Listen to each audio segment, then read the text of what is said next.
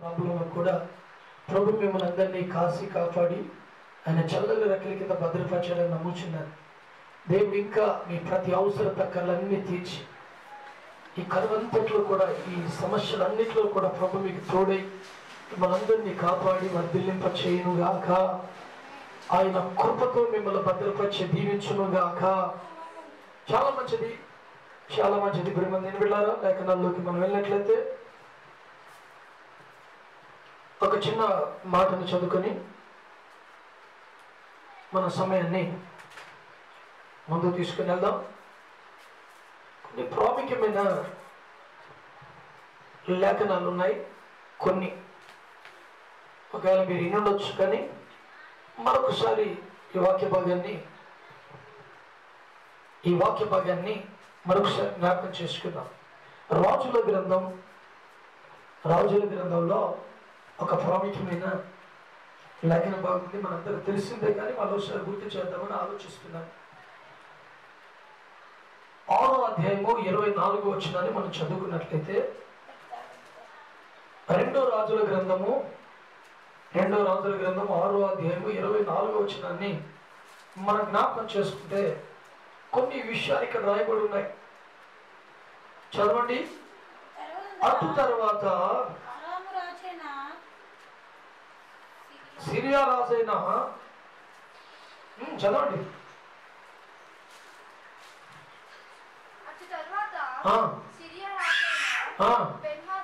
బెన్హదదు తన సైన్యం అంతటిని సమకూర్చుకొని వచ్చి షోమ్రోనునకు ముట్టడి వేసెను. దేనికి ముట్టడి? షోమ్రోనుకు ముట్టడి వేసెను. ఇంకా అప్పుడు షోమ్రోన్లో గొప్ప క్షేమము కలిగి ఉండగా గాడిద యొక్క తల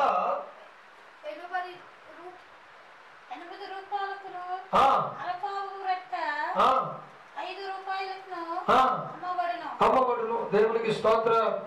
చిన్న ప్రార్థన చేస్తాను. మీరందరూ కూడా దయచేసి శ్రద్ధగా వాక్యాన్ని చదివే వాళ్ళు శ్రద్ధగా చదవండి, జాగ్రత్తగా వినండి, శ్రద్ధగా చదవండి. మీరు కూడా అక్కడక్కడ శ్రద్ధగా చదువుకోండి. బైబిల్ చాలా ప్రాముఖ్యమైన. చిన్న ప్రార్థన చేస్తాను. దయగలిగిన తండ్రి, ప్రేమ కలిగిన దేవా, ఇంతవరకు మమ్మల్ని కాపాడి నీ కృపలో భద్రపరిచినందుకు కృతజ్ఞతాస్తుతులు చెల్లిస్తున్నాను. ఎంతైనా నమ్మదగిన దేవుడు, మంచి దేవుడు, గొప్ప దేవుడు ప్రభా, ఇప్పటి వరకు మమ్మల్ని కాపాడి మా ఎడల నీ కృప చూపిస్తూ దయ చూపిస్తూ వచ్చావు. అందుకు నీ కృతజ్ఞతలు. చదవడి లేఖనాన్ని నిలబడి మీ దాసుని సులువు చేత మరుగు చేసి నీ లేఖనాలతో నీ పిల్లలతో నాతో అందరితో మాట్లాడమని వినగల చెవులు గ్రహించడంతో అందరూ తెచ్చాను. యేసు నామమున ప్రార్థన తండ్రి, ఆమేన్. హల్లెలూయా. చాలా ప్రాముఖ్యమైన మాటను మనం జ్ఞాపకం చేసుకుంటున్నాం. ప్రియమైన దేవుని బిడ్డలారా, ఒక రాజు షోమ్రోనును తన సైన్యవంతుని తీసుకొని వచ్చి షోమ్రోన్ని ముట్టడి చేశాడు. అప్పుడు షోమ్రోన్లో గొప్ప శ్రమ కలిగింది. గొప్ప శ్రమ, అంత ఇంత కాదు. ఎందుకంటే ఒక సైన్యము షోమ్రోన్ అనే పట్టణం చుట్టూ రాజు తన సైన్యం తీసుకుని వచ్చాడు. ఎవడైనా పట్టణం నుంచి బయటకు వస్తే అతను చంపేస్తాడు. ఇప్పుడు ఈ రాజు చేసిన పని ఏంటంటే యుద్ధం చేయడం లేదు. యుద్ధం కానీ కత్తులు యుద్ధం చేయట్లేదు. అసలు సింపుల్ గా పట్టణం చుట్టుముట్టు కూర్చున్నాడు. బయటకు వస్తే మాత్రమే చంపుతాము, లేకుంటే మేము చంపము. మీరు ఎలా చనిపోవాలి ప్రజలంటే, ఉన్నది ఆ ఊర్లో ఏదైతే ఉన్నదో ఉన్న వాళ్ళు ఉన్నట్లుగా అన్ని తినేసి అంత అయిపోయిన తర్వాత ఆ పట్టణం వారు రాజుకు సరెండర్ అయిపోవాలి, లొంగిపోవాలి.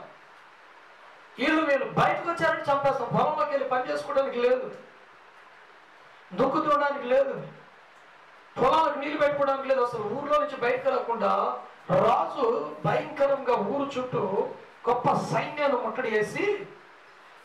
ముట్టడేసుకొని కదల్చబడకుండా ప్రతి ఒక్కరు కూడా బయటకు రాకుండా కట్టుదిట్టమైన ఏర్పాట్లు చేసుకున్నాడు రాజు.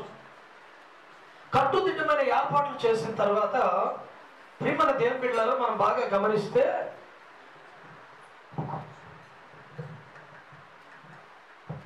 జాగ్రత్తగా గమనించండి. కట్టుదిట్టమైన భయంకరమైన ఏర్పాట్లు.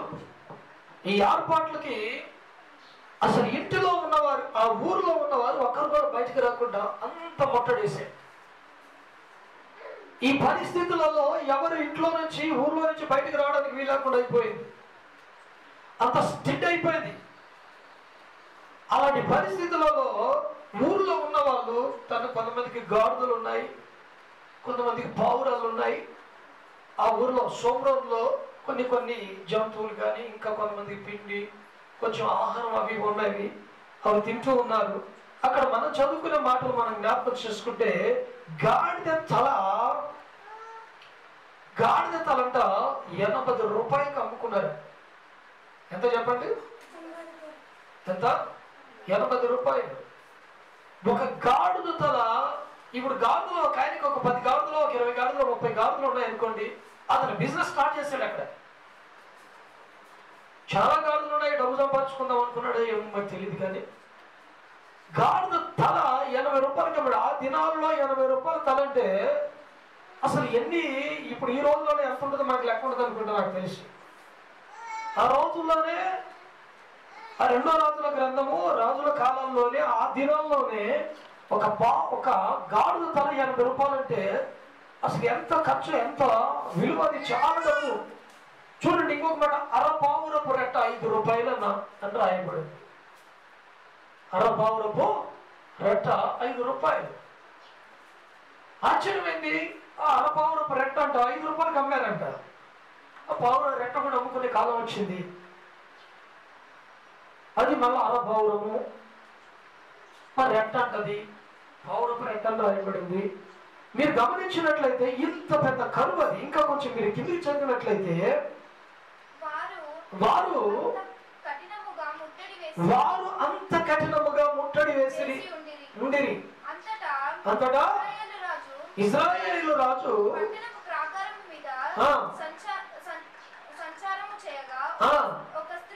ఒక స్త్రీ రాజును చూచి, రాజు అయిన నన్ను ఏలినవాడా,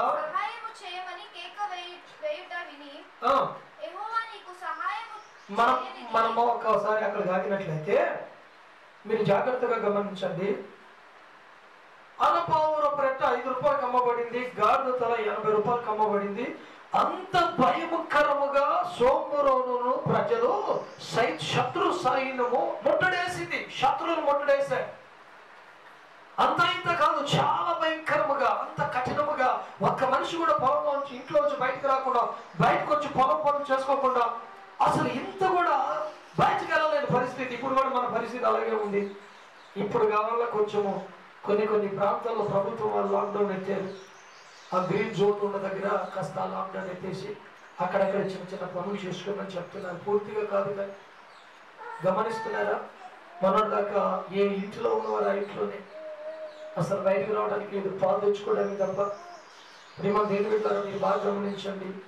ఇప్పుడు కూడా మనకి శత్రువులు ముట్టడేయలేదు, కానీ వైరస్ మనల్ని ముట్టడేసింది, కఠినముగా ముట్టడించింది. ఇలాంటి వైరస్ కాదు ఇది. భయంకరముగా ప్రజలందరూ ముట్టడేసింది. రాష్ట్రాలను, దేశం ఎన్నడూ ఎప్పుడు ఎరగని, ఊహించలేని ఉపత్తిది. కొన్ని వైరస్లు కొంతమందికే ఉంటాయి, కొన్ని దేశాలకే పరిమితం అయి ఉండేవి. దానికి మెడిసిన్ కూడా ఉండేది. ఇప్పుడు చూస్తే మెడిసిన్ లేదు. ఇది ఒక దేశంలో, ఒక రాష్ట్రంలో కాదు, సర్వ దేశాలు, సర్వ రాష్ట్రాలను అల్లుకొని భయంకరంగా ప్రపంచాలను, దేశాలు ముట్టడేసిన వైరస్. ఆ దినంలో సోమరులు మాత్రమే, శత్రువులు మాత్రం ముట్టడేశారు. అక్కడ శత్రువులకి, ఆ సోమరుల్లో మాత్రమే ప్రజలకు కరువు వచ్చింది. ఇప్పుడు మనం చూస్తే దేశాలు, రాష్ట్రాలను కరువు వచ్చేసింది. భయంకరమైన కరువు. ఉన్న వాళ్ళు ఉన్నట్లుగా బ్రతుకుతున్నారు, లేని వారు లేనట్లుగా బ్రతుకుతున్నారు. దీంట్లో కూడా అదే పరిస్థితి అయింది. సోమరోని పరిస్థితి కూడా అదే. ప్రేమ దేని బిడ్డలారా, సోమరోని పరిస్థితి కూడా అలాగే అయిపోయింది. చూడండి, అంత కఠినముగా శత్రువులు ముట్టడించిన తర్వాత ఆ రాజు తన ప్రాకారం మీద సంచారం అంటే అటు ఇటు తిరుగుతూ ఉన్నాడు.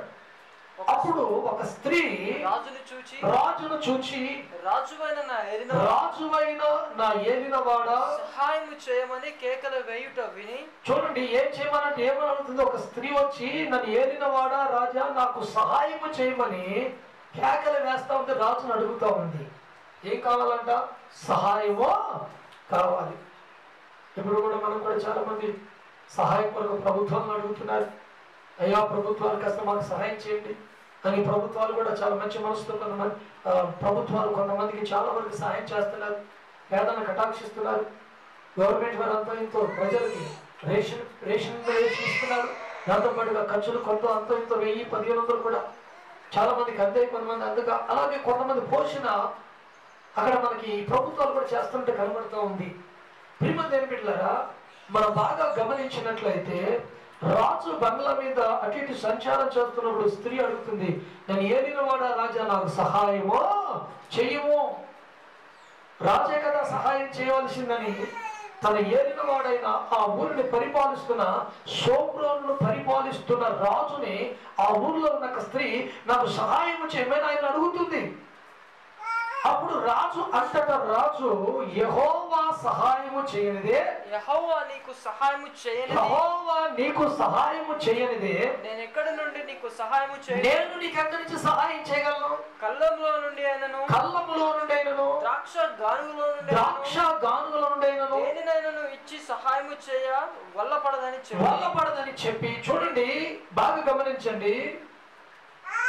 యెహోవా నీకు సహాయము చేయనిదే నేను నీకు ఎక్కడికి వెళ్ళి సహాయం ఇవ్వగలను? ఇప్పుడు కళ్ళంలోకి వెళ్ళి నీకు ధాన్యమును, లేకపోతే కళ్ళంలోకి వెళ్ళి ధాన్యమే కానీ గానుగులోని ద్రాక్షారసమే కానీ నీకు ఇయ్య వల్ల పడదు. ఎందుకు వల్ల పడదాయి అంటే యెహోవా నీకు సహాయం చేయనిదే నేను నీకు సహాయము చెయ్యలేను, నేను చెయ్యలేను అని అంటే. రాజు ఎందుకు సహాయం చేయలేవయ్య అంటే శత్రువులు అంతగా ముట్టడి వేశారు. అంటే దేవుడు కటాక్షించనిదే, దేవుడు సహాయము చేయనిదే. ప్రియమైన దేవుని బిడ్డలారా, మనకి ఎక్కడ సహాయమో దొరకదు. ఎవరు సహాయం చేయాలి అంటే దేవుడే మనకు సహాయమో చేయాలి. బైబిల్లో భక్తుడు అదే అంటున్నాడు, నీకు యెహోవా సహాయం చేయనిదే నేను నీకు ఎక్కడి నుంచి సహాయం చేయగలను? కళ్ళంలోంచి నీకు కానీ, కళ్ళంలోకి పోయి కళ్ళంలోంచి ధాన్యమే కానీ గానుగ నుంచి ద్రాక్షరసమే కానీ నీకు ఇయ్య వల్ల పడదు, నీకు ఇయ్యలేను నేను. దేవుడు సహాయం చేస్తే నీకు నేను సహాయం చేయగలను. దేవుడే నీకు సహాయం చేయనిదే నీకు నేను ఏమాత్రం సహాయమో చెయ్యలేను, అది నా వల్ల కాదు అని చెప్పి, అయినా అసలు చింతకు నీ పరిస్థితి ఏంటి, కారణం ఏంటి, ఏం చేయాలి నీకు సహాయం అని రాజు ఆమెను అడుగుతున్నాడు. ఇప్పుడు చూడండి, అసలు నీ విచారణకు కారణమేమి అడుగగా అది ఈ స్త్రీ నన్ను చూచి నేటి ఆహారమునకు నీ బిడ్డను ఇమ్ము, రేపు మనము నా బిడ్డను భక్షించుదుము అని చెప్పినప్పుడు మేము నా బిడ్డను వంట చేసుకొని తింటిమి. చాలు, తర్వాత చదువుకున్న మీరు బాగా గమనించండి. ఎంత భయంకరమైన పరిస్థితి సోమరులో కలిగింది, ఎంత భయంకరమైన ఉపత్తి, ఊహించలేని బాధ కదా, ఊహించలేని శోధన కదా ఇది. ఒకవేళ పౌరాలను లేకుంటే గాడిదలను లేకుంటే పశువులను లేకుంటే మేకలను ఒంటెలను తనకున్న ఏదైనా జంతువులు తినడానికి మనుషులకి స్వతంత్రం ఉంది, ఒక్కరు తినగలుగుతారేమో. కానీ చూడండి, ఇంటిలో పక్కపక్కన ఇల్లు ఉన్న వారిద్దరు, పక్కపక్కన ఇళ్ళ వాళ్ళు ఉన్నారు, ఇద్దరు స్త్రీలు మాట్లాడుకొని, ఇదిగో నీ చంటి బిడ్డను ఈరోజు మనకి ఆఖరికి చచ్చిపోతాం, మనం బతుకుతాం, పిల్లలు చనిపోయినా మరలా పిల్లలు పుడతారు అన్నట్లుగా ఆలోచించుకున్నారో ఏమో. కానీ పిల్లలు పోయారు, మరలా ఇంకా పుడతారు. మనం బతుకుంటే పిల్లలు కనొచ్చు, కనుక మనం బతుకుంటామని మనకు ఆహారం కావాలి.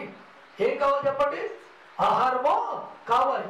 మనం బ్రతుకుంటే మనకు ఆహారం కావాలి. కనుక ఇదిగో నీ బిడ్డలు ఈ రోజుకి మనకు వంటకి భోజనానికి నీ పిల్లవారిని మనం తినేంత కోచుకొని రేపు నా బిడ్డను ఇస్తానని చెప్పి ఇద్దరు స్త్రీలు గొడవడికి చేసుకున్నారంట, ఇద్దరు మాటించుకున్నారంట. అప్పుడు ఒక స్త్రీ తన పిల్లవారిని వంటకి చేసిందంట, కోసుకొని వండుకొని తినేశారంట. ఎంత భయంకరమైన కరువు అది, ఎంత భయంకరమైన శ్రమ, శోధన, క్షయ. ఎంత శోధన అంటే చెప్పలేనంత శోధన. పశువులన్నీ అయిపోతున్నాయి, గాడిదలు తినేస్తున్నారు, చివరికి అన్నీ అయిపోతున్నాయేమో. కానీ చివరికి కొంతమందికి లేని పరిస్థితుల్లో ఉన్నట్లున్నారు. కొనడానికి, గాడిద మాంసం కొనడానికి, లేకపోతే ఆ పావురపు రెట్టలు కొనడానికి వాళ్ళకి డబ్బు లేదో ఏమో, కానీ చివరికి పక్కన ఏమీ మనకి కొనుక్కొని తినడానికి మన కాలం ఉన్నది అయిపోయింది. నీ బిడ్డని కోసుకొని తిన్నాం అన్నప్పుడు ఎంత బాధాకరమైన విషయం ఇది. ఆ తల్లి మనసు ఎలా ఒప్పిందో ఏమో, కానీ ఎంత బాధ. ఆమె తన బిడ్డని ఇచ్చిందంట. ఆ బిడ్డను కోసుకొని వండుకొని ఇద్దరు ఆ పూట ఆ 2 ఇళ్ళు భుజించారంట. పసిపిల్లని చిన్న బిడ్డను కోసుకొని వండుకొని ఇద్దరు ఆ పక్క నీటి వాళ్ళు తినేశారు. ఎంత భయంకరమైన శోధన, అంత కరువు. ఇప్పుడు మన దేశంలో కూడా మనం చూస్తే ఎంత కరువు వచ్చిందని. పంటలన్నీ రైతులందరూ అల్లాడిపోతున్నారు. పండించిన పంట కొనేవారు సరిగ్గా లేదని కొంతమంది రైతులు బాధపడుతున్నారు. కొంతమంది తను కొంటున్నారు. కొన్ని చోట్ల మాత్రం పాపాలు పంట కొట్టలేదని ఈ మీడియాలో, యూట్యూబ్ ఛానల్, మీడియాలో వార్తలు అక్కడెక్కడ చాలా వినపడుతున్నాయి. కొన్ని కళ్ళ కట్టడం చూపిస్తున్నారు. రైతులు అరటి తోటల్ని ఆ పొలంలోనే దున్నేస్తున్నారు. కొన్ని బొప్పాయి తోటలు దున్నేస్తున్నారు. కొన్ని ఇంకా మనం చూస్తే ఆ కర్బూజ కానీ, ఆ దోసకాయ కానీ వాటిలలో పొలంలో దున్నేసి మళ్ళీ మన పంటనంతా దున్ని పడేస్తారు. ఎందుకయ్యా అంటే కొనేవారు మాకు లేరండి. అరటి తోటలు దున్నేస్తున్నారు, కొనేవారు మాకు లేరు, గిట్టుబాటు ధర లేదు. మేము ఒకసారి మార్కెట్కి తీసుకెళ్ళి అక్కడ సరిగ్గా కొట్టలేదు, అక్కడికి ఇక్కడ ట్రాన్స్పోర్ట్ చేయడమే మాకు అక్కడికి ఇక్కడ పోవటమే వేస్ట్ అయిపోతుంది. అక్కడ పోయి మళ్ళీ ఊరికి తిరిగి రావడం అవుతుంది. ధాన్యం కొట్టలేదని కొంతమంది రైతులు ఎక్కడో కాల్చేస్తున్నట్లుగా కొంచెం ధాన్యాన్ని కాల్చినట్లుగా చూపిస్తూ ఉన్నారు. కరువు ఎంత భయంకరమైన కరువు, ఎంత భయంకరమైన శ్రమలవి. దేవుడు కటాక్షించందే అది రాజు అంటాడు, నేను గానుగుల దగ్గరికి వెళ్ళి, కళ్ళంలోకి వెళ్ళి ధాన్యం తేలేను, గానుగుల దగ్గరికి వెళ్ళి మీకు ద్రాక్షారసము తీసుకురాలేను. యెహోవా నేను కటాక్షించాలని చెప్తున్నాడు. విచిత్రం ఏంటంటే ఆఖరికి తట్టుకోలేక ఇద్దరు స్త్రీలు మాట్లాడుకొని ఒకరోజు ఒక బిడ్డ వండుకొని తినేశారంట. అంత కరువు, అంత ఆకలి. నేను యూట్యూబ్లో ఒక చిన్న సన్నివేశం చూశానండి. మతిస్థిమతో లేని ఒక పిచ్చి ఆయన. ఈ కరువు వచ్చింది కనుక పాపం షాపులు, హోటల్స్ అన్ని బంద్ చేశారు. వాళ్ళు పిచ్చి వాళ్ళు, మతిస్థిమత లేని వాళ్ళు ఎక్కడ ఉంటారంటే ఎక్కువ హోటల్ దగ్గర, ఆ హోటల్లో బజార్లో ఉంటారు. వాళ్ళు ఆ సమోసా 5 ఇడ్లీ ఏదో పెడితే మొబైల్ తిని ఆకలి తీర్చుకొని రోడ్ల మీద ఆ రోజు పక్కన పడి ఉంటారు. ఈ హోటల్ అన్ని బంద్ అయిపోయిన దాన్ని బట్టి భయంకరమైన కరువు వస్తే వాళ్ళకి తిండి లేకపోతే, నేను యూట్యూబ్ ఛానల్ చూశాను, యూట్యూబ్లో వార్తల్లో ఆ చిన్న సన్నివేశం పంపించాను. మతి స్థిమితి లేని ఆయన మట్టి పిసుకొని తింటూ ఉన్నాడు. మట్టిని పిసికి ఆయన భుజిస్తూ ఉన్నాడు.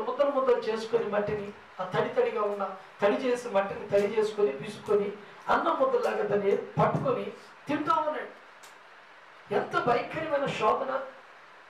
మతి స్థిమిత లేని వ్యక్తి అది మట్టిలో అసలు ఏంటో తెలియదు. ఆకలి కరువు ఏంటిది చాలనుకుంటాడు, ఆ మట్టి పిసుకొని తింటూ ఉన్నాడు. అంత కరువు మన దేశానికి కూడా, మన దేశంలో కూడా కొన్ని రాష్ట్రాల్లో, కొన్ని దేశాలు కూడా ఈ వైరస్ని బట్టి అనేక పేదలు, అనేక దిక్కులేని వారు అల్లాడుతున్నారు. కానీ ఆ సోమరంలో చూస్తే అదొక విధమైన శోధన. ఇక్కడ దేశాలు చూస్తే ఇక్కడ ఇదొక రకమైన శోధన. పిల్లలు వండుకొని తిన్న శోధన. అది మన దేశాల్లో అలాంటి స్థితిగతులు ఇంకా దేవుడు రానివ్వలేదు. కానీ సోమరంలో అలాంటి స్థితి కలిగింది.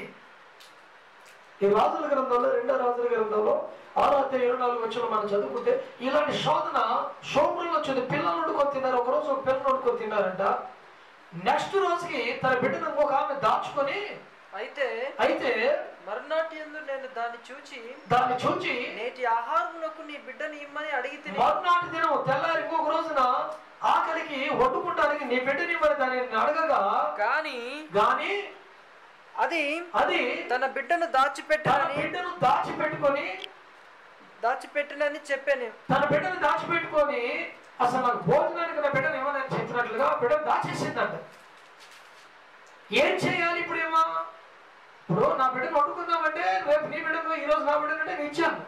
రాజా నా బిడ్డ నేను ఈరోజు వండుకొని తినేసా, అయిపోయింది, నేను అయిపోయింది నా బిడ్డ. ఈ రోజు నా బిడ్డ తన బిడ్డని బిడ్డ దాచుకుందయ్యా, నాకు నీవే న్యాయమో చెయ్యాలని రాజుని అడుగుతుంది. ఎంత భయంకరమైన పరిస్థితి అది. ఏం సమాధానం చెప్పగలడు రాజు? తన బిడ్డను కోసి పెట్టమని చెప్పగలడా? అమ్మా ఆమెను వినిపించండి, ఎక్కడుందో, ఎందుకు ఇలా మోసం చేసింది రాజు ఆ బిడ్డను పిలిపించి తల్లిని పిలిపించి ఆ బిడ్డను కోసి వండుకొని తినమని చెప్పగలి తీర్పు తీర్చగలడా? అలాంటి పరిస్థితి రాజుకు వచ్చింది. తీర్పు తీర్చలేని పరిస్థితి, సమాధానం చెప్పలేని పరిస్థితి. ఆ మాట విన్నప్పుడు రాజు తన వస్త్రములలో చించుకునేను, తన బట్టలు చించుకున్నాడు. నీ బిడ్డని ఇమ్మని అడిగితే గాని అది తన బిడ్డను దాచిపెట్టనని చెప్పాను. రాజు ఆ స్త్రీ మాటలు విని తన వస్త్రములను చించుకునేను. ఎంత భయంకరమైన బాధ! మరి వస్త్రాలు చించుకుంటున్నాడు. ఎంత బాధ! నా ప్రజలకు నేను సహాయం చేయలేకపోతున్నాను, నా ప్రజలకు నేను తన్న పెట్టలేకపోతున్నాను, నా ప్రజలకు, నా ఊరు ప్రజలకి కొంచెమైనా న్యాయం చేయలేకపోతున్నాను, పిల్లలు వండుకొని తినే పరిస్థితికి నా దేశం వచ్చేసిందని ఏం చేయాలో అర్థం కాక ఆ స్త్రీ మాట వినినప్పుడు తన వస్త్రములను చించుకున్నాడంట. చూడండి ఎంత భయంకరమైన బాధ! ఏ రాజుకైనా అలాంటి స్థితి వస్తే ఏం చేయగలడు చెప్పండి? పిల్లలు వండుకొని తింటున్నారు తన పట్టణంలో, తన దేశంలో. అంటే ఎంత బాధ, ఎంత కష్టం అది! ఎంత పెద్ద శోధనది, ఎంత పెద్ద బాధది! ఆ బాధ చూడలేక, ఆ వేదన చూడలేక రాజు తలనిల్లిపోతా ఉన్నాడు. హల్లెలూయా! కోపం వచ్చేసింది. బట్టలు చించుకొని కోప్పడి ఇదిగో రాజు దగ్గరికి, దైవజనుడి దగ్గరికి వెళ్ళాలని ఆలోచించాడు. దేవునికి స్తోత్రం చెప్పండి, గట్టి చెప్పాలి. హల్లెలూయా! ఆ తర్వాత మనం కొంచెం కిందికి చదివినట్లయితే, త్వరగా కిందికి చదువుకుంటారండి.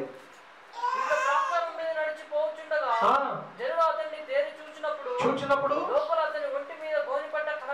తన ఒంటి మీద గోనిపట్ట కనబడెను. తర్వాత రాజు షాపాతు కుమారుడైన ఎలీషా యొక్క తల ఈ దినమున అతని పైన నిలిచి ఉన్నాడులా, నాకు గొప్ప అపాయము కలుగజేయును గాక అని. అయితే ఎలీషా తన ఇంట కూర్చుని ఉండగా పెద్దలను అతనితో కూడా కూర్చున్నప్పుడు రాజు ఒక మనిషిని పంపెను.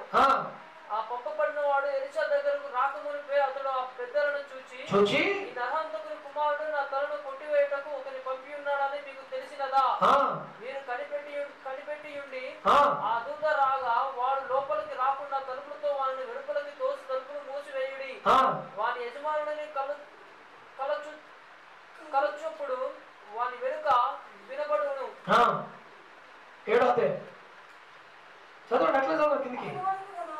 కనబడును కదా అని వారితో చెప్పుచుండగా దూత అతని ఎద్దుకు వచ్చెను. రాజు ఈ కీడు యెహోవా వలనైనది, నేను ఇక ఎందుకు యెహోవా కొరకు కనిపెట్టి ఉండవలనను. అప్పుడు ఎలీషా రాజుతో ఇట్లనెను, యెహోవా మాట ఆలకించుము. యెహోవా మాట ఆలకించుము. యెహోవా సెలవిచ్చినది ఏమనగా రేపు ఈ వేళకు షోమ్రోను ద్వారము యొద్ద ద్వారమందు రూపాయి ఒకటింటికి ఒక మానిక సన్నటి పిండియు రూపాయి ఒకటింటికి 2 మానికల యావలను అమ్మబడును. అందుకు ఎవరి చేతి మీద రాజు ఆనుకొని ఉండును. ఆ అధిపతి యెహోవా ఆకాశముందు కిటికీలు తెరిచినను, యెహోవా ఆకాశ కిటికీలు తెరిచినను, ఇలాగున జరుగునా అని దైవజనునికి ప్రత్యుత్తరం ఇయ్యగా, అతడు నీవు కన్నులారా దానిని చూచెదవు గాని దానిని తినకుందు అని అతనితో చెప్పారు. బాగా గమనించండి. ఎలీషా ఆ రాజుతో అమ్మబడును, సన్నటి పిండి అమ్ముతాడు. 2 మానికలు యావలు అమ్మబడుతుందంట. రూపాయి ఒక మానిక, ఒక ఇంటికి ఒక మానికలాగా అమ్మబడతాయి. ఇవన్నీ జరుగుతాయి. యెహోవానికి సెలవిస్తున్నాడు రాజా అని అంటున్నాడు. ఈ రాజును ఆనుకొని ఉన్న, చేతిని ఆనుకొని ఉన్న, అతని ఆనుకొని ఉన్న వ్యక్తి ఏమంటాడంటే, ఆ ద్వారపాలకుడు అనుకోవచ్చు, ఈ వ్యక్తి రాజుకి ఎప్పుడు తోడుగా ఉండే వ్యక్తి అంట. ఈ వ్యక్తి అంటాడు, యెహోవా ఆకాశ కిటికీలు తెరిచినా ఇలాగ జరుగునా? ఎలా జరుగుద్ది? ఇది జరిగే పని కాదు. ఎందుకో తెలుసా? అంత భయంకరంగా శత్రువులు ముట్టడేశారు. ఇప్పటికి అనేక దినాలు గడిచిపోయింది. అనేకులు పిల్లలు వండుకొని తినే కాలం వచ్చింది. ఉన్న జంతువులు తినేశారు, ధాన్యం అయిపోయింది, అన్నీ అయిపోయింది. చివరికి పిల్లలు తింటున్నారు అక్కడక్కడ కొంతమంది వండుకొని. ఇలాంటి కఠినమైన పరిస్థితులలో యెహోవా ఇలాంటి కార్యము చేయగలడా? ఇది జరుగుతుందా? ఆకాశ కిటికీలు తెరిచిన యెహోవా ఇలాంటి కార్యము జరుగునా? చూడండి, ఇలాంటి మాటలు మాట్లాడుతున్నప్పుడు దైవజనుడు అంటున్నాడు, అది నీవు కన్నులారా చూచుదువు కానీ నువ్వు తినవు. ఏం చేస్తాంట? కన్నులారా నువ్వు చూస్తావు కానీ అసలు తినవు. అంటే దేవునికి అసాధ్యం కానిది, చేత కానిది ఏదియో లేదు. మనుషునికి చేత కాదు. రాజుకు చేత కాకుండా దైవజనుడి మీద కోపడుతున్నాడు. ఇక యెహోవా ఇన్ని రోజులు మమ్మల్ని కష్టాలు పెట్టాడు, శ్రమలు పెట్టాడు, ఇక దేవుడి వరకు వేచి ఉండడం ఎందుకు, ఏదో ఒకటి చేద్దాం అన్నట్లుగా, దైవజనుడు చంపేద్దాం అన్నట్లుగా, ఇంకా ఏదో ఒకటి చేద్దాము, దేవుడు ఏం మేలు చేయట్లేదని రాజుకు కోపం వచ్చింది. తన ప్రజల బాధ చూడలేక, నేను వేచి ఉండి ఏం లాభం, దేవుడు నాకు ఇంతవరకు మేలే చేయలేదు, యెహోవా నన్ను కటాక్షించట్లేదు, కనికరించట్లేదు, దైవజనుడు నువ్వు ఏం లాభం, నిన్ను కూడా చంపేస్తాను అన్నట్లుగా రాజు కోపడుతున్నాడు. కోపం రాజు గురించి అన్న మాట తెలుసు, నరహంతకుడు కుమారుడు అంట. చూసారా ఎందుకో మరి ఇంత కోపం సేవకుల మీద కూడా కోపపడే గుణం వచ్చేసింది ఆయన. మీరు బాగా గమనించండి, బైబిల్ గ్రంథం మనకు చక్కగా చెప్పబడుతున్న మాట ఏంటి తెలుసా? నేను సర్వ శరీరాలకు దేవుడు, నాకు అసాధ్యం కానిది ఏది లేదు, నాకు చేత కానిది అసాధ్యం కానిది ఏది లేదు. ఒక మాటతో సూర్య చంద్ర నక్షత్రాలు కలిగి చేసిన దేవుడు, శూన్యములో భూమిని ఏలాడదీసిన దేవుడు, ఆయనకి చేతగాని దేవుడు లేదు. ఒక్క మాట శ్రమిస్తే తుఫాను సైతం ఆగిపోయాయి. ఆయన మాట ఇస్తే ఖచ్చితంగా నెరవేరుస్తాడు. మాట ఇవ్వాలి ఆయన మాట ఇస్తే మాట నెరవేరుస్తాడు. దైవజనుడు అంటున్నాడు, దేవుడు సెలవిస్తున్న మాట ఇదే, రేపు భోజనం దొరుకుతుంది, సన్నని పిండి దొరుకుతుంది, యావం దొరుకుతాయి, రేపు అమ్మ పడుతుంది, రాజా మీ రాజమంగళంలోనే అన్ని అమ్ముతాం, దేవుడే సెలవిస్తున్నాడు, రేపు భోజనం సమృద్ధిగా అందరు తింటారు. ఓరుకున్నాడు. ఒక ఆయన ఉండట్లేదు, రాజు నానుకున్న వ్యక్తి గమ్ముకుండగా, ఇది ఎలా సాధ్యమో, ఆకాశ కిటికీ తెలిసి నేను జరుగునా, ఇది జరుగుతుంటావా అని అంటే, కాళ్ళ తలకాయలు తింటున్న ప్రజలు, పౌరం రెట్ట తింటున్న ప్రజలు, పిల్లలు వండుకొని తింటున్న ప్రజలు, చూడండి భయంకరమైన శ్రమ, శత్రువు అంత కఠినంగా ముట్టడేశాడు, అంత భయంకరమైన శ్రమ ఆ దేశంలో, అంత కరువు, అంత కష్టాలు వచ్చాయి. కాబట్టి ఇంకో కొంచెం మీరు కిందికి చదివినట్లయితే, శ్రేష్టమైన మాటలు మనం గమనించినట్లయితే చూడండి కిందికి, అప్పుడు పట్టణపు గుమ్మము వద్ద నలుగురు కుష్ఠరోగులు ఉండగా, చూడండి పట్టణపు గుమ్మము దగ్గరట, ఆ గుమ్మం వద్ద నలుగురు కుష్ఠరోగులు ఉండగా, వారు ఒకరినొకరు చూచి మనము చచ్చిపో వరకు ఇచ్చట ఎందుకు కూర్చున్న వాళ్ళను. చూడండి, మనం చచ్చిపోవడానికి ఇక్కడ ఎందుకు కూర్చోవాలి, చచ్చిపోయేదాకా ఇక్కడ ఉంటే ఏం లాభం చెప్పు మనకి. ఇక్కడ మనం కూర్చొని ఏం చేయగలుగుతాం? ఆకలికి అన్నలాడిపోతాం, అన్నం లేదు, ఏం లేదు. ఏదో ఒక రోజు ఇక్కడ ఉండి గుమ్మ దగ్గర చచ్చిపోయేదానికంటే, ఇక్కడ వ్యర్థంగా చచ్చిపోవడం కంటే మనం దండులోనికి వెళ్దాం. ఇంకా పట్టణములోనికి పోదు అనుకుంటిమా, పట్టణం ముందు క్షామం ఉన్నందున అచ్చట చచ్చిపోదుము. పట్టణం లోపలికి పోతే అక్కడ కూడా కష్టాలు ఉన్నాయి, వాళ్ళకి అన్నం లేదు, వాళ్ళ బాధలు ఉన్నారు, ఆడికి పోయినా మనం చచ్చిపోతాం. ఇచ్చట ఊరుకు కూర్చున్నను ఇచ్చటను చచ్చిపోదు. ఏడ ఊరుకు కూర్చున్నా ఏడా చచ్చిపోతామా. పదండి సిరియోనుల దండుపేటలోనికి పోదుము రండి. సిరియాలో ఒక దండులోనికి మనం వెళ్ళిపోతాం పండి. వారు మనను బ్రతికనిచ్చిన బ్రతుకుదుము, వాళ్ళు బ్రతికనిస్తే మనం బ్రతుకుదాం, మనల్ని చంపినా మనం చంపినా చత్తము, అక్కడ చచ్చిపోదాం. ఎలాగై తిండి తిప్పలేదు, ఏడైనా చచ్చేది ఖాయం అని చెప్పు. ఊర్లో పోతే ఊర్లో చేస్తాము, ఇక్కడ గవిని దగ్గర ఉంటే ఈ గుమ్మం దగ్గర ఉంటే ఏడా చేస్తాము. ఒకవేళ దండులోకి వెళ్తాం, సిరియాల దండులో పోతే ఒకవేళ వాళ్ళు భోజనం పెడితే తిని బ్రతుకుదాం, లేకపోతే చంపేస్తే అక్కడే చేద్దాం. ఇక్కడ చచ్చిపోవడం ఏం లాభం చెప్పు. ఒకవేళ వాళ్ళు మన కనికరించి కరుణిస్తే ఆ సిరియాలు మనకు అన్నం పెడితే తిని బ్రతుకుదాం, లేకపోతే వాళ్ళు చంపేస్తే ఆడ చచ్చిపోదు. ఎప్పటికైనా చచ్చేది, ఏడ ఒకసారి చచ్చేది, ఏడున్నా గుమ్మ దగ్గరైనా చచ్చిపోతాం తిండి తిప్పి లేకుండా. ఒకవేళ ఊర్లోకి పోయామా సోమరంలోనికి, అక్కడ కూడా వాళ్ళు తిండి లేక వాళ్ళు చేస్తున్నారు, మనం పోతే అక్కడ చచ్చిపోతాం కరువుకి.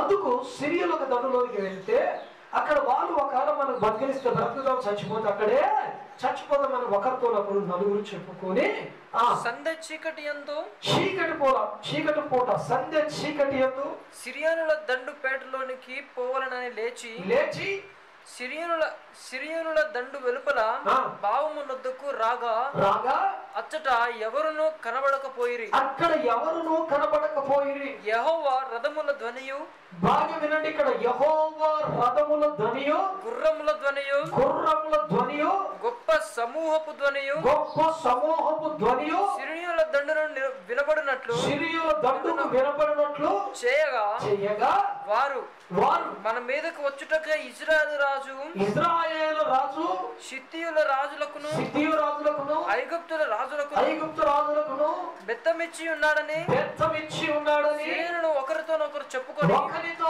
ఒకరు చెప్పుకొని లేచి లేచి తమ గుడారములను, గుర్రములను, గుర్రములను, గుడారములను, గాడిదలను, గాడిదలను, దండుపేటలోనున్న దండుపేటలో ఉన్న వాటిలో ఏమీ తీసుకొనకయే తమ ప్రాణము రక్షించుకున్నకై చాలుననుకొని సంద చీకటి ఉన్నది ఉన్నట్లుగా వేట విడిచి పారిపోయి అందరూ పారిపోయి దేవునికి మహిమ కలుగునుగాక. వారు కఠినముగా ముట్టడేసిన శత్రువులు కుష్ఠరోగులు నలుగురు అక్కడికి వెళ్ళారు. బాగా వినండి. ఐగుప్తు రాజును, ఇంకొక రాజును బతిమిచ్చి ఇజ్రాయెల్ రాజు ఏర్పరచుకొని మన వెతికితే పంపించాడు అనుకున్నాడంట. దేవుడు గొప్ప రథములను, యుద్ధములను, శబ్దము, గుర్రముల రథముల శబ్దము వినిపించగా ఇదిగో ఆ రాజు బాగా సిరియల్ రాజు ఏం చేశాడు, ఆ దండులో ఉన్న వారి ఇద్దరికి వచ్చి ఒక్కడేసిన వాళ్ళందరూ ఏమైపోయారు చెప్పండి, భయపడిపోయి ఇదిగో ఇంకా 2 దేశాల రాజులను ఇజ్రాయెల్ రాజు ఏర్పరచుకున్నాడు, మన మీదకి యుద్ధానికి వస్తున్నాడు, మనం ఉంటే బతకమరా బాబు, అందరం చచ్చిపోతాం, వాళ్ళు మనం చంపేస్తారని ఉన్న పోటున గుడారములను, గాడిదలను, ఆహారములను సమస్తము విడిచిపెట్టి మన ప్రాణము బ్రతికితే చాలనుకొని ఎక్కడోళ్ళక్కడ సమస్తమును విడిచిపెట్టి తమ్ముకుతామే అన్ని విడిచి చందే చీకటి వేళ అప్పుడే చీకటి పడుతూ ఉంది. ఇంచుమించు 8, 9 కావచ్చేమో, లేకపోతే 7 కావచ్చేమో. సంధ్య చీకటి అప్పుడే పొద్దుగుతుంది, చీకటి పడుతూ ఉంది. అవి 7, 7:30, 8 గంటల సమయం అనుకో. ఒక్కరు కూడా లేకుండా సమస్తము తన ప్రాణాలు రక్షించుకోవడానికి అన్ని విడిచిపెట్టారు. అక్కడ సిరియలు దండంతయు, రాజుతో సహా దండంతయు కూడా తమకు తామే పారిపోయిరి. అక్కడికి కుష్ఠరోగులు నలుగురు పోతే ఎవ్వరు లేరంట. వీళ్ళు సమృద్ధిగా అక్కడ పోయారు, భోజనమా చేశారు, కొంత చూశారు, భోజనం దాచుకోవాలని, కొంచెం బంగారం దాచుకోవాలని, కొంచెం సీన వస్త్రాలు దాచుకోవాలని ప్రయత్నం చేశారు.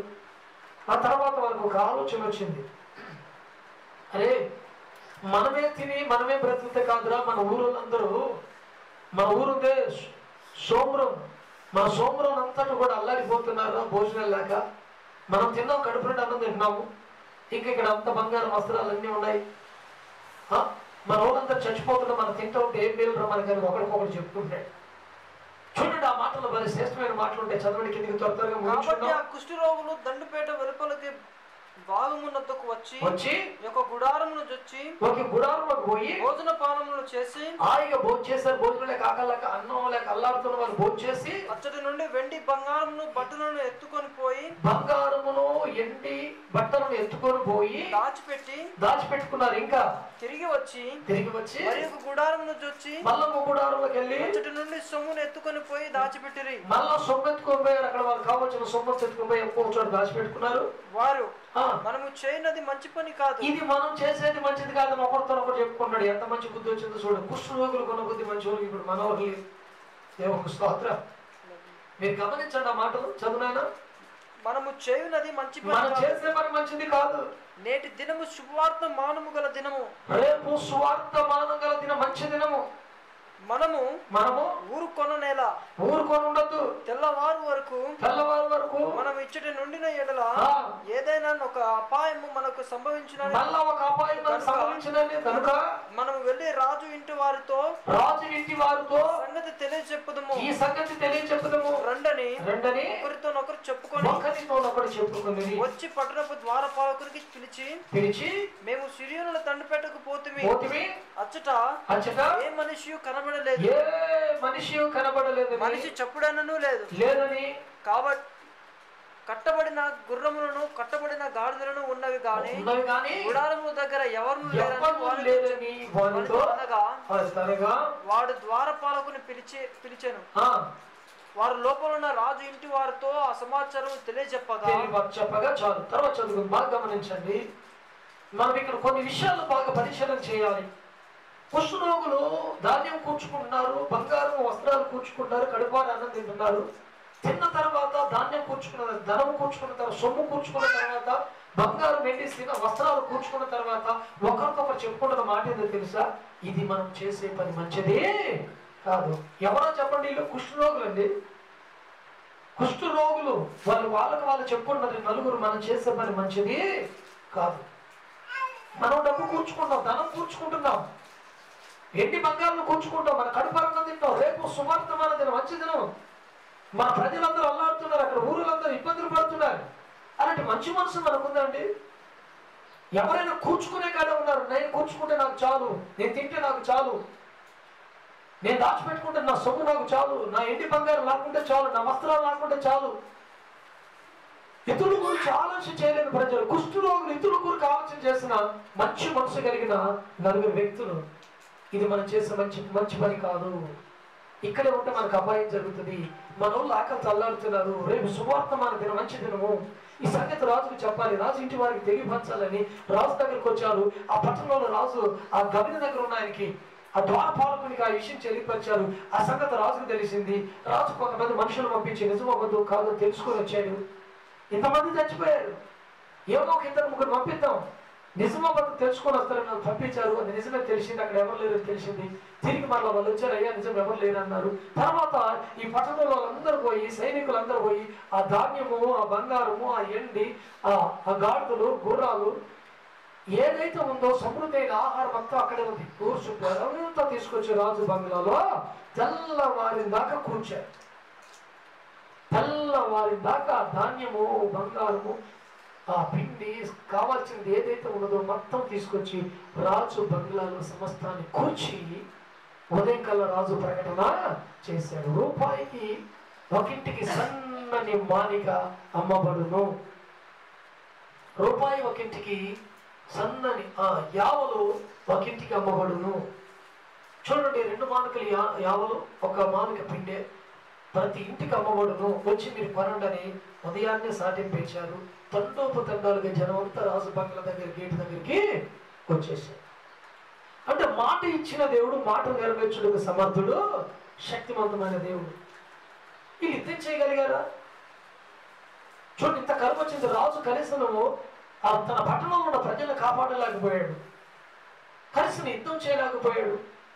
పిల్లలు కోసుకొని తింటున్నప్పుడు కూడా ఆయనకి ఏం తెలియలేదు. ఆహారంకి ఆకలితో అల్లాడుతున్నారు. ఇప్పుడు కూడా చూడండి, కొంత ప్రాంతాల్లో కొంతమంది ఆత్మహత్య చేసుకుంటున్నారు ఆకలికి తట్టుకోలేక. ఆత్మ గౌరవం చేత ఎవరి ఇంటికి పోయి మొత్తం అడుక్కోలేక కొంతమంది చనిపోయే వాళ్ళు ఉన్నారు. కానీ ఈ రోజులలో ఆ కుష్ఠరోగులాగా సహాయం చేసేవారు చాలా తక్కువ ఉన్నారు.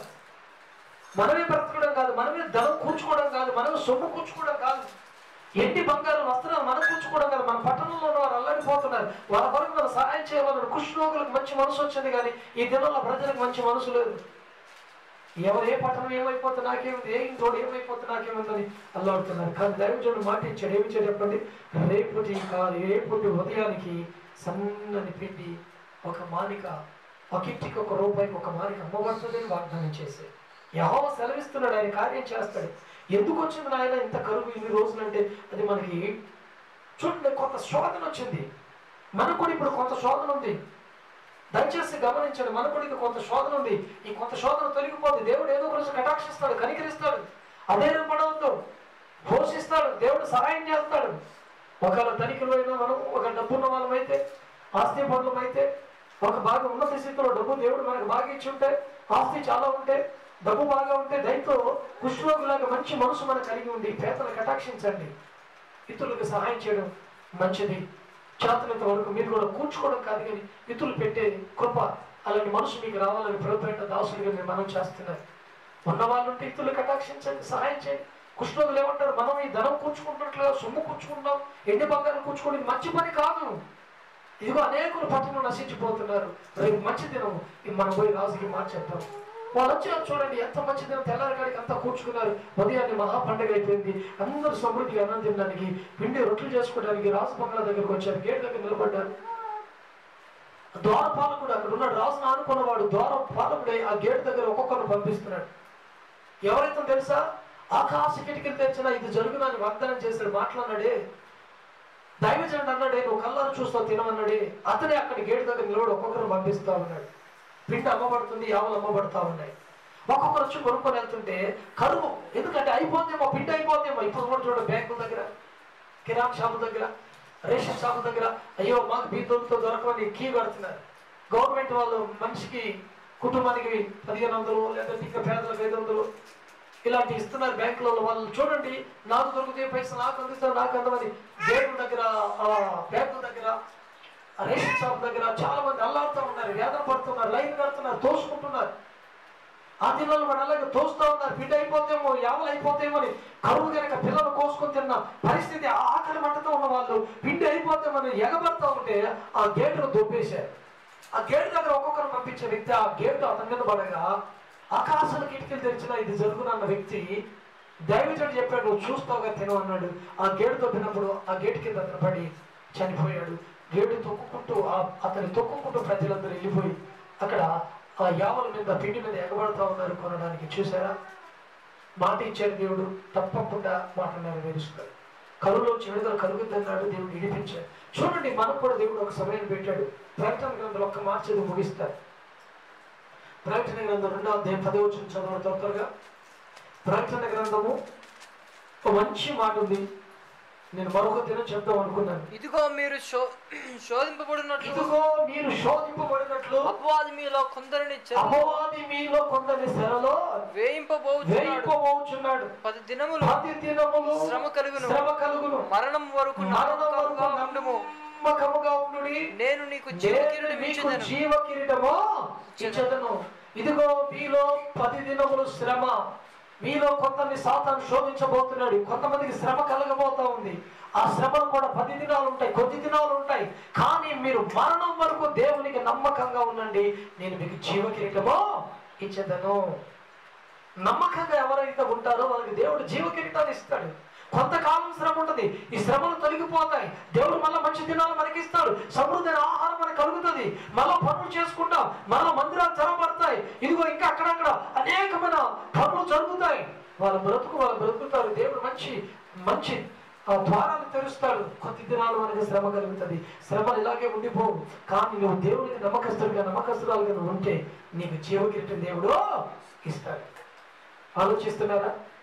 అసాధ్యాన్ని సాధ్యంగా చేయగలిగిన వాడు మన ప్రభు అయిన యేసుక్రీస్తు. రాజు అంటున్నాడు, ఇది ఎలా జరుగుతుంది?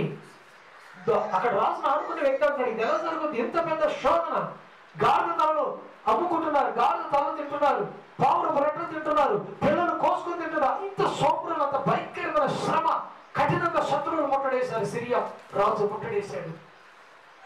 కానీ దేవుడు దైవజనుడు అంటాడు, అసాధ్యాన్ని నేను సాధ్యంగా చేస్తాను. ఇంత పెద్ద కరువులు వచ్చి మిమ్మల్ని విడిపిస్తారు, భయపడక్కర్లేదు. మళ్ళీ పొద్దుగల కల మీ పిండి వస్తుంది, యావలు వస్తాయి, తింటారు సమృద్ధిగా అని చెప్పాడు.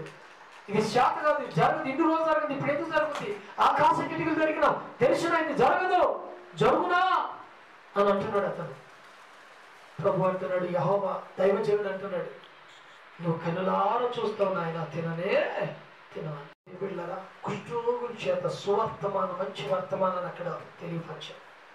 ఈ దినాల్లో మంచి వర్తమానాలు తెలియపరచడం చాలా కష్టమైంది.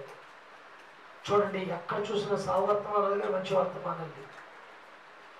మంచి వర్తమానాలు దేవుడు మనకి ఇవ్వాలి, మంచి దినాలు మనకి ఇస్తాడు దేవుడు. నువ్వు నమ్మకంగా ఉండు, భయపడిన అవసరం లేదు. ప్రేమ దేని బిడ్డలు ఉన్న దాంట్లో సంతోషంగా ఉన్న దాంట్లో తిను, ప్రార్థన చేయి. దేవుడు చక్కగా సమృద్ధిగా ఏదో దినాన ఇంకా నీ సమృద్ధి ఇస్తాడు. నీ కరువులోంచి దేవుడు విడిపిస్తాడు, ఏదో ఒక రీతిగా నేను సహాయం చేస్తాడు, ఏదో రీతిగా నిన్ను పోషిస్తాడు. ఆయన నేను అనాథగా విడిచిపెట్టే దేవుడు కాదు. నమ్మకంగా ఉండు, దేవుడు నిన్ను పోషిస్తాడు. ఇంకొకటి ఏం తెలుసా? నువ్వు నమ్మకంగా ఉంటే నీకు జీవ కిరీటం దేవుడు ఇస్తాడట. జీవ కిరీటం. శ్రమలు కొద్ది దినాల్లో ఉంటాయి, ఈ వ్యాధులు కొద్ది దినాల్లో ఉంటాయి. దేవుడు తొలగిస్తాడు, మరల మంచి దినాలు మనకి ఇస్తాడు. కనుక నువ్వు నమ్మకంగా ఉండి భయపడకు. దేవుడు అసాధ్యాన్ని సాధ్యంగా చేస్తాడు, మనల్ని పోషిస్తాడు. ఈ కరువు అంతట్లోంచి మనల్ని విడిపిస్తాడు, మరలా మంచి దినాలు మనకి ఇస్తాడు. ఈ కరువులో కూడా దేవుడు మనం సమృద్ధిగా పోషించగల సమర్థుడు, శక్తిమంతుడు దేవుడు. ఎండి బంగాళం మనకి ఇవ్వకపోయినా తినడానికి ఆహారము, తాగడానికి నీళ్ళు చక్కగా కరువంతట్లో మనల్ని పోషిస్తాడు. ఇంకా మనకున్న చిన్న చిన్న అవసరతలు ఏదైనా ఉంటే ఖచ్చితంగా దేవుడు తీరుస్తాడు. నమ్మండి, నమ్మకంగా ఉండండి, దేవుడు మిమ్మల్ని దీవిస్తాడు. ప్రభు ఈ లేఖనాలు మన హృదయంలో ఫలింప చేయును గాక. ఆమేన్. ఇంతవరకు ఈ లేఖనాలు విన్నా మీ అందరినీ ప్రభు దీవించును గాక. ఫేస్బుక్లో యూట్యూబ్లో చూస్తూ ఈ వాక్యాన్ని వింటూ ఏకీపిస్తూ మా వెంబడిస్తున్న దేవుని పిల్లలారా మిమ్మల్ని అందరినీ ప్రభు దీవించి ఇదిగో దేవుడు మిమ్మల్ని పోషించి కరువులోంచి సజీవులుగా మిమ్మల్ని కాపాడి మంచి దినాలు మంచి ఆశీర్వాదకరంలో ప్రభు మిమ్మల్ని నడిపించును గాక. అందరు తాళం వచ్చి కలుపు ఏడు చిన్న ప్రార్థన చేస్తారు. దయచేసి అందరూ కళ్ళు మూసుకుందాం. దయ కలిగిన తండ్రి, ప్రేమ కలిగిందేవా, ఇంతవరకు మాతో మాట్లాడేందుకు వందన. శోభ్రను ముట్టడి చేశారు స్త్రీలు తండ్రి, సిరియ దండు అయినను వారిని పోషించావు నాయన. కరువులో ఉండి అల్లాడుతుండగా పిల్లలు కోసుకొని తింటున్న పరిస్థితిలోకి వచ్చి ఉండగా, అంత భయంకరమైన కరువులో ఉండగా ప్రభా గాడిద తలలు పావురపడి రెట్టలు తింటూ ఆకలి తీర్చుకుంటున్న సందర్భంలో ప్రభా రాజు బాధపడుతూ భయపడుతూ గోని పట్టు చుట్టుకొని ఆ ప్రజల బాధ తట్టుకోలేక సేవకుడి మీద కోపడుతున్నాడు. సేవకుని చంపేస్తాను దైవజనుడు వెళ్ళమంటున్నాడు. కానీ దైవజనుడు అంటున్నాడు యెహోవా మాట ఇస్తున్నాడు, ఉదయం కల్లా సన్నని పిండి యావలు అమ్మబడతాయి తింటారని. శత్రువులకి శబ్దాలు కలిగి చేసి, గుర్రముల రథముల శబ్దము కలిగి చేసి శత్రువులు తరివేసి ఏ యుద్ధము లేకుండా దేవుడే వారిని ఎల్లగొట్టి గుడారాల దగ్గర సామాన్లు, గాడిదలు, గుర్రాలు, ధాన్యము, పిండి, బంగారము, వస్త్రాలన్నీ విడిచిపెట్టి తన ప్రాంతం దక్కించుకుంటే చాలు శత్రువులు పారిపోయేలాగా దేవుడు ఒక శబ్దాన్ని కలిగి చేసే చాలండి. దేవుడు ఒక చిన్న మాట ఇస్తే చాలు సమస్తము చక్కపరచబడతాయి. ఒక చిన్న మాట చాలు. ఇదిగో ఇప్పుడు కూడా మనం ఉన్న పరిస్థితుల్లో దేవుడు మనల్ని పోషిస్తాడు. అదే పడకండి, ధైర్యంగా ఉండండి, దేవుడి వైపు చూడండి, నమ్మకంగా ఉండండి. ప్రభువు మన కటాక్షిస్తాడు, దేవుడు మనందరిని దీవిస్తాడు, మనల్ని పోషిస్తాడు. ఇదిగో మంచి దినాలు మనకి ఇస్తాడు. మన నమ్మకస్తులుగా ఉంటే జీవ కిరీటాన్ని కూడా దేవుడు మనకి దయచేస్తాడు. ప్రతి దేవుడు శ్రమ కొన్ని దినాలే దేవుడు తప్పక ఈ వైరస్ లో విడిపిస్తాడు, ఈ ఆర్థిక ఇబ్బందుల్లో విడిపిస్తాడు, ఈ కరువులోంచి దేవుడు మనల్ని విడిపిస్తాడు. ఇది ఆయన రాకడికి సూచనలు. అంతం అప్పుడే రాదు, మరణం అప్పుడే రాదు, దేవుడు రాకడప్పుడే రాదు. ఈ సూచనలు ఇది అయిపోయిన తర్వాత వస్తాయి. కనుక మనం సిద్ధపడుద్దాం, జీవ కిరీటాన్ని ముట్టుకుందాం. అదే పడకండి. ప్రభు ఆ బిడ్డలందరినీ దీవించి నీ నామానికి నీ బిడ్డల ద్వారా మహిమ తెచ్చుకొని మంచి ఆరోగ్యాలు ఇచ్చి మరి ఆకలి తీర్చి మరి కావాల్సిన అవసరం తక్కర్లు నీవే తీర్చి వాళ్ళని ఆదరించి దీవించమని నీ కృపలందరినీ భద్రపరచుకునమని ఇంతవరకు తండ్రి నీ లేఖనాలు విన్న ప్రతి బిడ్డను ఆశీర్వదించి నీ కృపలు భద్రపరచుకునమని మమ్మల్ని మేము తగ్గిస్తే నామని చేస్తూ తండ్రి మమ్మల్ని కటాక్షించి మా శోధలన్నీ తప్పించి మీరు నింపమని తండ్రి యూట్యూబ్లో ఫేస్బుక్లో ఈ వాక్యాన్ని ప్రతి బిడ్డను మీరు ఆశీర్వదించి దీవెనకరంగా మార్చమని మమ్మల్ని మేము తగ్గిస్తూ నజరేయుడైన యేసుక్రీస్తు నామమున ప్రార్థించి స్తుతించి అడిగి పొందుకుంటున్నాము తండ్రి. ఆమేన్. మన తండ్రి యొక్క దీవెన ఈ కుమారుడు యొక్క కృపై పరిశుద్ధాత్మ యొక్క నేను సాహసి ఇప్పుడు ఎల్లప్పుడు సదాకాలం సకల పరిశుద్ధులకు కుడి వచ్చిన మనందరికీ ఆయా ప్రాంతాల్లో గృహాల్లో ఫేస్బుక్లో యూట్యూబ్లో వాక్యం ఉంటున్న ప్రతి బిడ్డకు ఎమ్మడిస్తున్న ప్రతి బిడ్డకు ప్రభువాత్మతోనే దీవించి వారిని కటాక్షించి కరులో చిరిపించి సజీవులుగా కాపాడును గాక. యేసు రక్తమే జయం. యేసు రక్తమే సంపూర్ణ విజయం కలుగును గాక. అపవాదికి నిత్య నాశనం కలుగును గాక.